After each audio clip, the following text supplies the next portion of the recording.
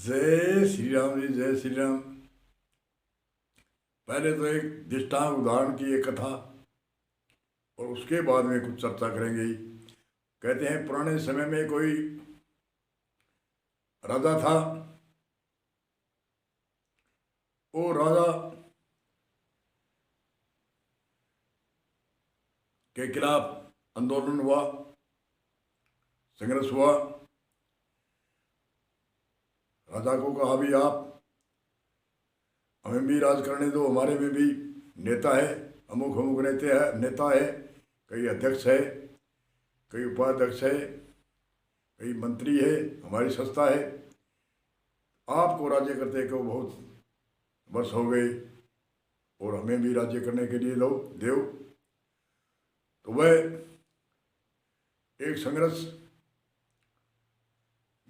जन समूह है, लाखों की तादाद में आकर के राजा की राजधानी में बार बार पड़ाव लगाया। और राजा ने कहा भी ये राज लेने के लिए आए हैं। तो मंत्री ने कहा कि मंत्री जी आप उसके पास में जाओ, कोई ऐसा विधि विधान निकालो तो हमारा राज्य भी रह जाए और ये लाखों आदमी आए ये अपने आप चले जाए। तो मंत्री बड़ा समझदार था, वो गया, बोलो भी लाखों आदमी आए हो और कहते हो कि हम भी लेंगे, इन राजा को बहुत साल हो गए करते को, बोलो कौन है आपके पास में राजा। बोलो जी राजा तो हम हैं। हम कौन? सभी तो राजा बनते नहीं, राजा तो एक बनेगा, मंत्री एक बनेगा। तो आप ऐसे चुनकर लाओ एक आदमी कि ये राजा है तो उसको हम राज दिला देंगे और पहले वाला राजा है उनको हटा देंगे। ये हमारे राजा का उपदेश है। तो वो मीटिंग करी उन लाखों संघर्ष कार्यकर्ता ने, मीटिंग करी। उसमें 10 दावेदार राजा बनने के लिए रह गए। 10 दावेदार, 10 कहते हैं, 10 में कहते हैं हम तो बनेंगे, वो कहता है हम तो बनेंगे।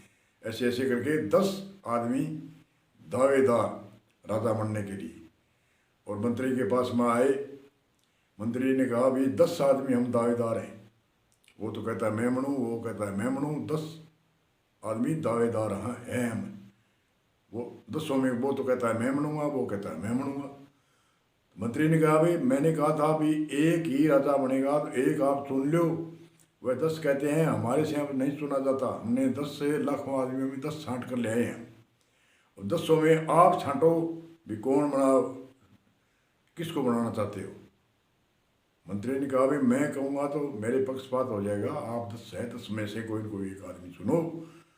10 ने कहा भी नहीं नहीं मंत्री आपको ही चुनना पड़ेगा। तो मंत्री ने कहा मैं एक तरीका बताता हूँ, उस तरीके से एक आदमी आप बन जाओगे। बोले कैसे? बोले यहाँ कच्ची खुदाड़ी मंगाई और एक 7-8 फुट का एक गड्ढा खुदवाया। गड्ढा खुद गए, 8 फुट का गड्ढा, और इसमें कूदो 10 आदमी, जो भी पहले निकलेगा उनको राजा बनाएंगे। और वो 10 आदमी 8-9 फुट का गड्ढा था, उसमें कूद गई और एक कोई पगेड़ खा मार करके पगेड़ा लगा करके इधर उधर कलाकारी से अपनी शक्ति से बाहर निकलने के लिए जोर मारता, थोड़ा सा ऊपर आने लगता तो 9 निचले वाले है उसको टांग खेते, अरे ये राजा बनेगा, कैसे बनेगा, मैं बनूंगा।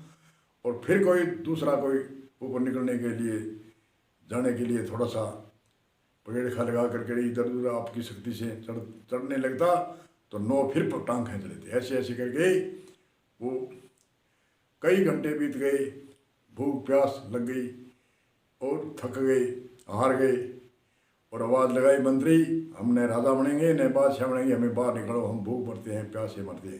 कहने का मतलब एक ऊंचा चढ़ता है, दूसरा उसकी टांग खींचता है। यही हालत आजकल हो रही है। जो भी आगे कोई अग्रणी है, अच्छा है उनकी टांग खींचते हैं और बुरे की टांग तो खींचनी है। एक राज्य की बात नहीं, हर कार्य के लिए कोई भी आगे बढ़ता है उसकी टांग खींचने में लगते हैं।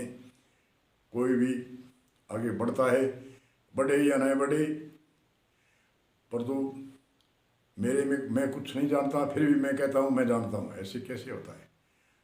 जानने वाले सभी होते हैं, कोई मेरे पास कोई मेरा ज्ञान नहीं, संतों का ऋषि मुनियों का ज्ञान है, ऋषि मुनियों का शक्ति है।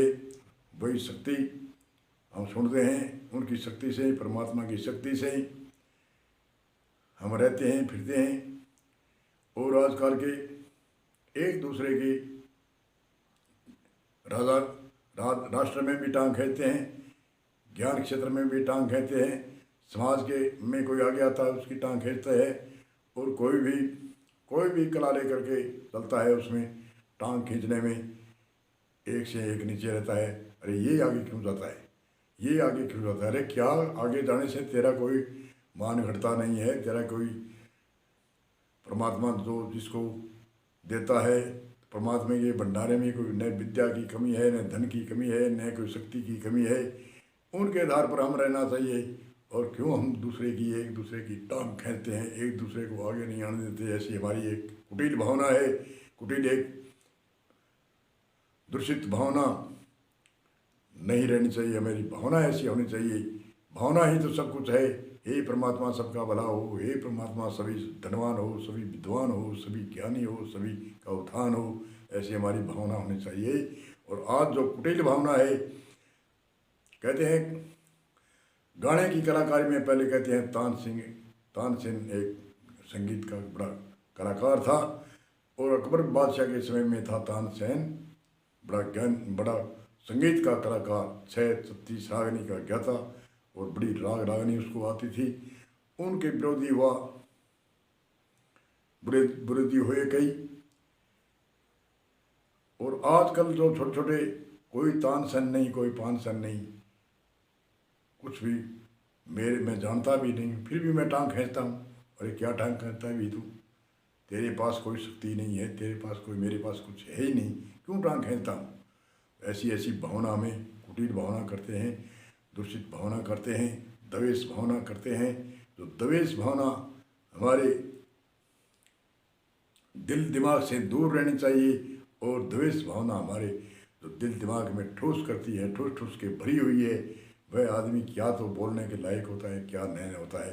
इसलिए द्वेष भावना जब तक रहेगी तब तक कुछ भी नहीं। भावना अच्छी रखो, अच्छी विचार, अच्छा उपदेश देने के लिए उपदेश लेने की शक्ति होनी चाहिए। देने की शक्ति से लेने वाला बड़ा अच्छा होता है। सुनाने वाले से सुनने वाला बड़ा बहुत अच्छा होता है। सुनेगा तभी तो उसको प्राप्त होगा। श्रवण करना और मनन करना, उसके बाद में निधि ध्यान करना। तो आजकल पुराने समय में भी कथा सुनते हैं, बड़े बड़े ऋषि मुनियों की आपस में द्वेष होता था। और बुद्ध महाराज की एक कथा आती है, उसके विरोधी थे, उन्होंने क्या लाछन लगाया था, कथा अनेक जानते हैं। अनेक ऋषियों के ऐसे छल कपट से लाछन लगा करके, कैसे भी करो उसकी निंदा करके, उसको ऐसे घसीटना के भी हम इसको ऊपर नहीं जाने देते। वो टांग खींचने वाली बात है कि भी हम राजा बनेंगे, हम बादशाह बनेंगे, तो नो है वो टांग खींचने वाले। आज भी है, भविष्य में भी रहेंगे, और वर्तमान में भी है, पूर्व काल में भी थे। तो हमें टांग खींचने वाले से सावधान रह करके सावधान रहना चाहिए। और अपनी भावना, चाहे मेरी हो चाहे किसी को भावना, दूसरे पर कुटिल भावना नहीं हो, अच्छी भावना हो। जैसे वशिष्ठ जी, विश्वामित्र ने उनके कई पुत्रों की मृत्यु करी, फिर भी उसकी प्रशंसा करी।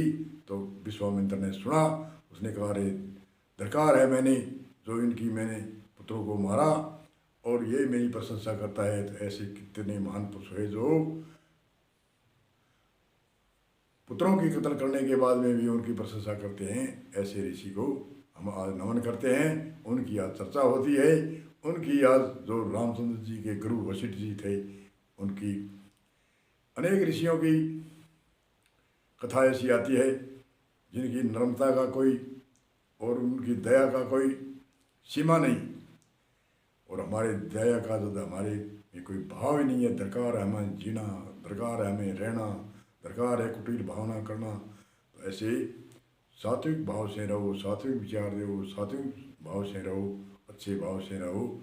ऐसे संतों का उपदेश है। टांग खींचने की बात, टांग खींचने वाली भावना, कुटिल भावना, कुटिल विचार, ऐसे विचार हमें नहीं होना चाहिए। द्वेष भाव, द्वैत भाव, दूसरों के प्रति बुरा भाव, अनेक तरह से किसी पर लाछन लगाना, ऐसी कुटिल भावना, उसको हम बदनाम कर दें, ऐसे कर दें। बदनाम करने से नहीं, परमात्मा जिसको रखे साइयाँ मार सके नहीं कोई। साईं जिसको रखता है उसको हम मारने वाले कौन है। और हमारी कुटिल भावना करके हमारा अपने आप का ही आत्मघाती हम होते हैं। इसलिए सावधान होकर के कुटिलता का भाव त्याग करके अच्छे भाव विचार करके हमें जीवन जीना चाहिए और जीने की कला सीखनी चाहिए ऋषि मुनियों विद्वानों से। इसी सूत्र के साथ में हम विराम देते हैं। आगे के सूत्र में सुखदेव मुनि और राजा परिषद की कथा की चर्चा करेंगे। बोलो जय सिया राम, जय सिया राम, जय सिया राम जी।